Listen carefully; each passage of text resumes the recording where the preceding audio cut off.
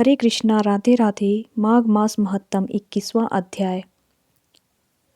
लोमश जी कहने लगे कि पूर्व काल में अवंती देश में वीरसेन नाम का राजा था। उसने नर्मदा के किनारे राजसु यज्ञ किया और अश्वमेध यज्ञ भी किए, जिनके खंभे सोने के बनाए गए। ब्राह्मणों को अन्न का बहुत सा दान दिया और बहुत सी गाय, सुंदर वस्त्र और सोने के आभूषण दान में दिए। वह देवताओं का भक्त और दान करने वाला था। भद्रक नाम का एक ब्राह्मण, जो अत्यंत मूर्ख, कुलहीन, कृषि कार्य करने वाला, दुराचारी तथा अधर्मी था, वह भाई बंधुओं का त्यागा हुआ इधर उधर घूमता हुआ देव यात्रियों के साथ प्रयाग में आया और माघ में उनके साथ 3 दिन तक स्नान किया। वह 3 दिन में निष्पाप हो गया, फिर वह अपने घर चला गया। वह ब्राह्मण और राजा दोनों एक ही दिन मृत्यु को प्राप्त हुए। मैंने इन दोनों को बराबर इंद्रलोक में देखा। तेज, रूप, बल, स्त्री, वस्त्र और आभूषणों में दोनों समान थे। ऐसा देखकर उसके महात्म्य को क्या कहा जाए। राजसु यज्ञ करने वाला स्वर्ग का सुख भोग कर फिर भी जन्म लेता है, परंतु संगम में स्नान करने वाला जन्म मरण से रहित हो जाता है। गंगा और यमुना के संगम की हवा के स्पर्श से ही बहुत से दुख नष्ट हो जाते हैं। अधिक क्या कहें। और किसी भी तीर्थ में किए गए पाप माघ मास में प्रयाग में स्नान करने से नष्ट हो जाते हैं। मैं पिशाच मोचन नाम का एक पुराना इतिहास सुनाता हूँ। इस इतिहास को यह कन्याएं और तुम्हारा पुत्र भी सुने, उससे इनकी स्मृति प्राप्त होगी। पुराने समय में देवद्युति नाम का बड़ा गंभीर और वेदों का पारंगत एक वैष्णव ब्राह्मण था। उसने पिशाच को निर्मुक्त किया था। वेद निधि कहने लगे कि वह कहाँ का रहने वाला, किसका पुत्र और किस पिशाच को उसने निर्मुक्त किया। आप विस्तार पूर्वक यह कथा सुनाइए। लोमश ऋषि ने कहा, किल्पज्ञ से निकली हुई सुंदर सरस्वती के किनारे पर उसका स्थान था।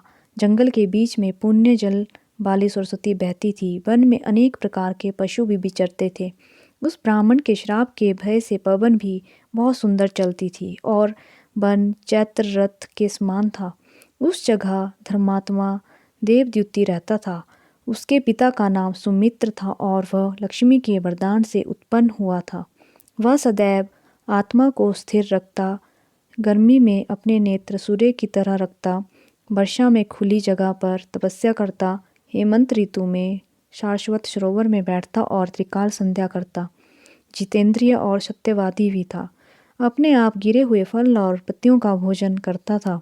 उसका शरीर सूख कर हड्डियां मात्र रह गई थी। इस प्रकार उसको तप करते हुए वहां पर 1000 वर्ष बीत गए। तप के प्रभाव से उसका शरीर अग्नि के समान प्रज्वलित था। विष्णु की प्रसन्नता से ही वह सब कर्म करता। दधीचि ऋषि के वरदान से ही वह श्रेष्ठ वैष्णव हुआ था।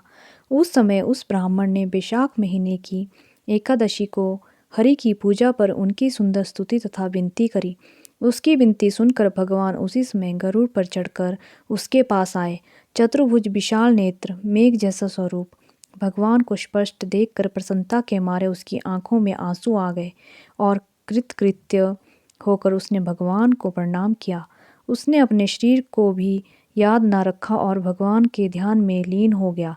तब भगवान ने कहा कि हे देवदूती, मैं जानता हूँ कि तुम मेरे परम भक्त हो। मैं तुमसे अति प्रसन्न हूँ, तुम वर मांगो। इस प्रकार भगवान के वचन सुनकर प्रेम के मारे लड़खड़ाती हुई वाणी में कहने लगा कि हे देवाधिदेव, अपनी माया से शरीर धारण करने वाले, आपका दर्शन देवताओं को भी दुर्लभ है। अब आपका दर्शन भी हो गया, मुझको और क्या चाहिए। मैं सदैव आपकी भक्ति में लगा रहूं। भगवान उसके वचन सुनकर कहने लगे कि ऐसा ही होगा। तुम्हारे तप में कोई बाधा नहीं पड़ेगी। जो मनुष्य तुम्हारे कहे गए स्तोत्र को पढ़ेगा, उसकी मुझ में अचल भक्ति होगी।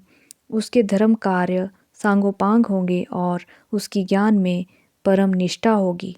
माघ मास महत्तम 21वां अध्याय समाप्त। हरे कृष्ण कृष्ण कृष्ण हरे हरे, हरे राम राम राम हरे हरे।